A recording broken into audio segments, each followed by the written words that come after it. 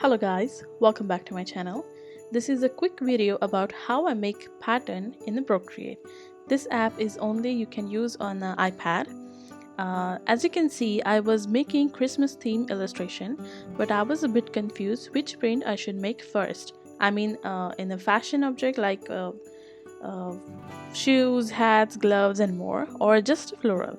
So after a couple of trials and error, I have decided to go with the floral pattern first, and this pattern will be available for free on my Instagram highlight feed, so you can just check out and you can just take a screenshot and you can use it on your mobile wallpaper.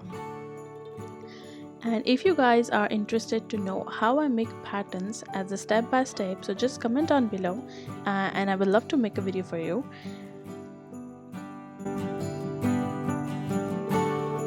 And I am using this pattern for my iPad and my mobile, so and I really loved it. It turns out nice, I think. So I hope you guys like this video, and I will see you in my next video. So happy holidays everyone. Bye bye.